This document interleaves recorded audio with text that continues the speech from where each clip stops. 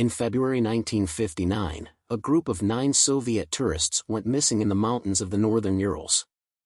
2 weeks later, their bodies were found at the base of Mount Utterton, which in the language of the indigenous people, meant the Mountain of the Dead.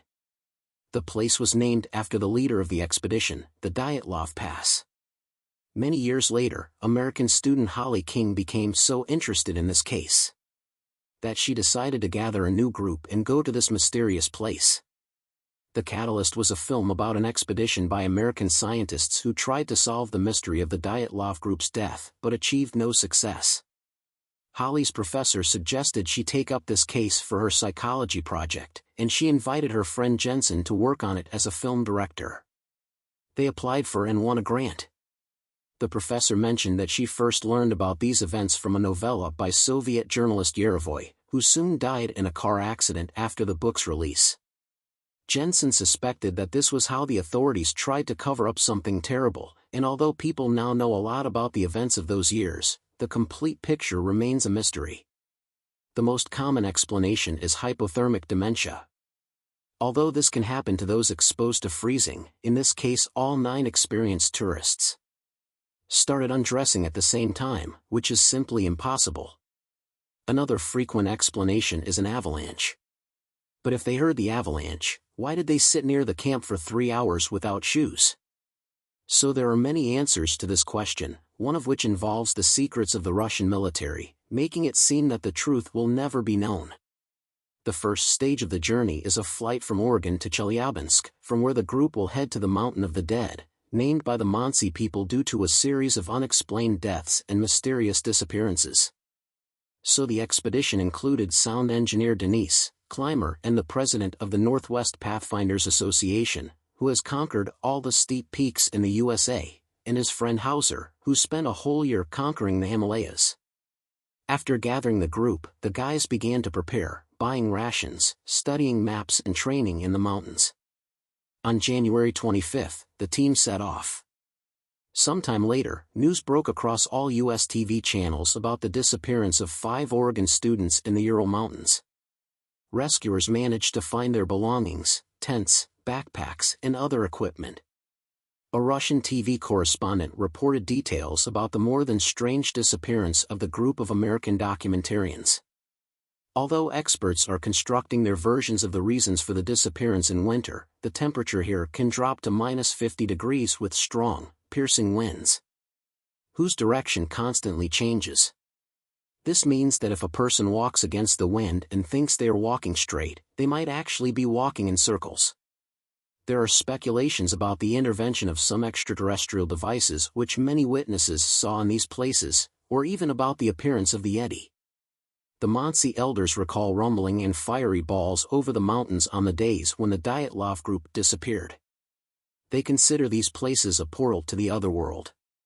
The students wanted to repeat the infamous Dyatlov expedition, and it seems they succeeded. Rescuers managed to find a camera that captured the last days of the documentarians' lives. A group of hackers posted frames on their portal showing Holly talking about the darkness that followed her from the open door, while Jensen calms the girl, although she is sure they will not get out of this place. The action shifts to a month earlier, when lively and cheerful students are traveling to the Urals on the train. They are having fun. Hoping for success and worldwide fame, Andy is proud of his acquisition, a phone with GPS which will help them navigate the mountains while Holly conducts tests to find out people's desire to hike. Soon, the group arrives in the town of Evdel, where they plan to interview the only surviving member of the Dyatlov expedition who left the route due to illness.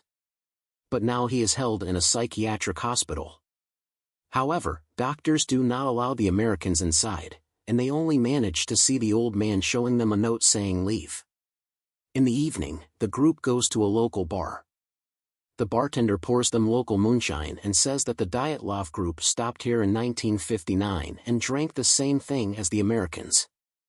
There they meet Sergei, who speaks English and drives them to the village of Vissa, the last point before heading out on the road. The man tells them that his aunt, an English teacher, participated in the search for the Dyatlov group. She claims that in 1959, not 9 but 11 bodies were found near the Mountain of the Dead. Next to the last two, which looked very different from the others, lay some unknown device. But none of this was mentioned in the reports. After the conversation, the guys set off on foot. At night, they stop and set up camp. As the weather begins to change, Hauser prepares a camp dinner.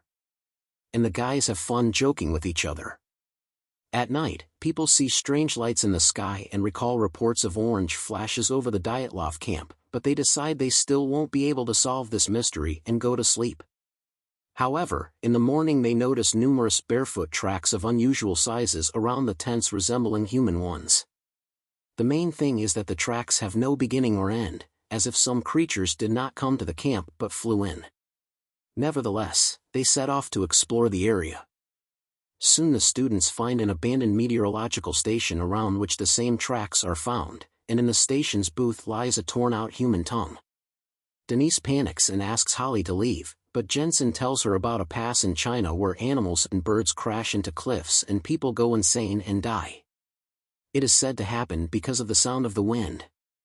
Holly admits that she had a similar dream: mountains, snow, and some door with darkness behind it.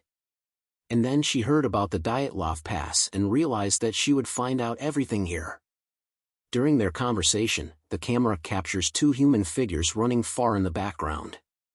Later they go further and unexpectedly come to the Dyatlov Pass. Once 9 people set up camp in this very place, had dinner, and went to sleep. But somewhere between 9 o'clock and 11 o'clock at night, something that the authorities called an unknown irresistible force forced them to leave the tent in such horror that they cut it from the inside and ran into the night where it was minus 28 degrees. Holly marks the places where their bodies were found. The first deceased, Rustam Slobodin, Igor Dyatlov, the group's leader and the most experienced tourist. It was probably his idea to leave the tent. Zinaida Kolmogorova was closest to the camp, the only victim who resisted, as her tongue and most of her oral cavity were torn out. Ludmila Dubinina, Nikolai Thibaut Brignol, Alexander Zolotaryov, Alexander Kolevatov. The cause of death for all was called hypothermia, but Rustam and Nikolai had serious skull injuries, and Ludmila and Alexander had broken ribs, which was not observed in others. There were no signs of an attack on any of the bodies, no external injuries. Something broke the skulls of 2 men and the ribs of 2 people without leaving even bruises. Moreover, Alexander's body had a high level of radiation. But from where? And why only on him?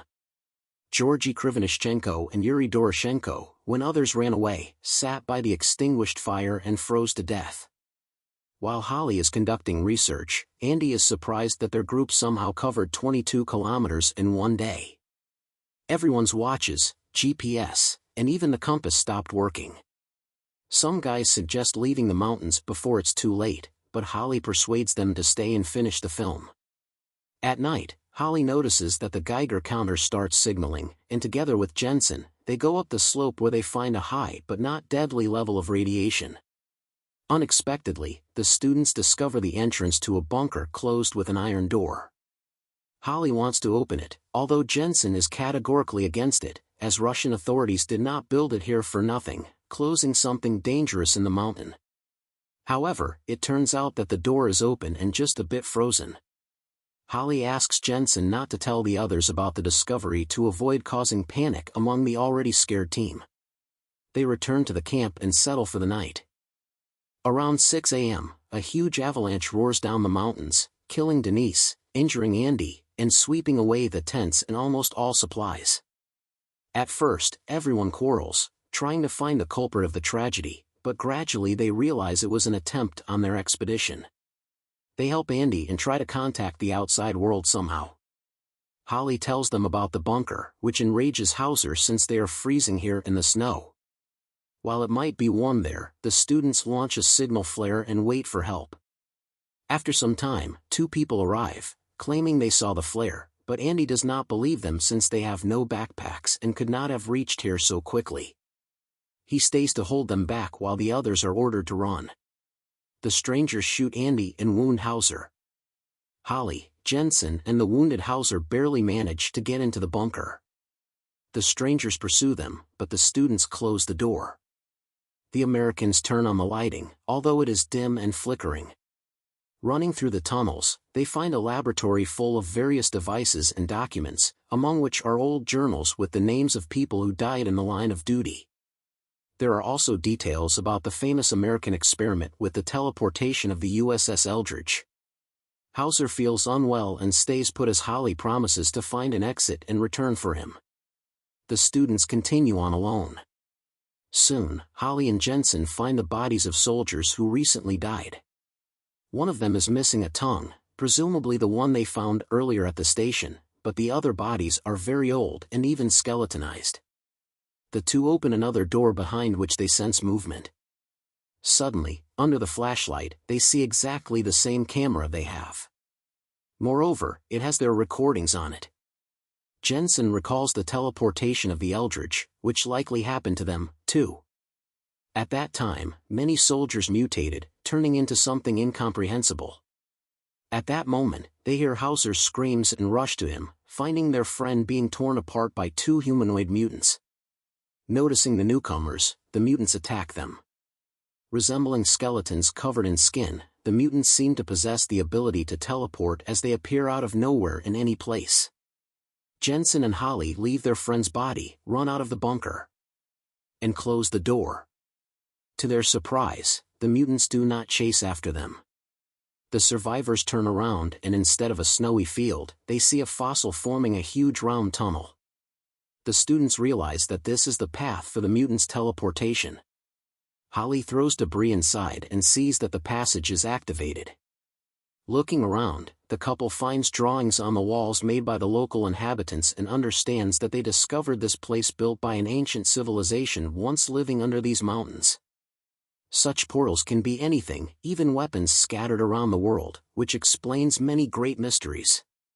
They do not know where it might take them to which space or time, but Jensen suggests they need to mentally focus on the place they intend to go, and it will work. The only place that they both clearly imagine is the surroundings of their camp near the bunker entrance. They have no choice but to head into the tunnel. The plot shifts back to 1959, when a Soviet girl from the search team finds their bodies and is very surprised because the rescuers have already found all 9 participants of the expedition. Approaching Soviet soldiers take the bodies to the bunker while one major picks up the Americans' camera, not understanding what it is. The soldier wants to place the Americans with the other bodies, but the major orders them to be placed in a separate room for examination by a doctor. Undressing the deceased, the soldiers are astonished by the unusual clothing for the 1950s. The naked bodies of Holly and Jensen, now looking like mutant bodies, are hung on hooks in a separate cell. The sergeant places the camera under a light. When everyone leaves, the creatures begin to revive. The man lifts his head and looks at the woman. She directs her gaze at the camera, and an angel wing tattoo is visible on the right side of her neck. The same one Holly had. Despite some inconsistencies, the storyline adheres to most known facts, although the American-Russian creative team skillfully handled the mystified legacy of the USSR. However, the found footage effect combined with acting, special effects and magnificent locations is good enough to ensure the thriller's watchability.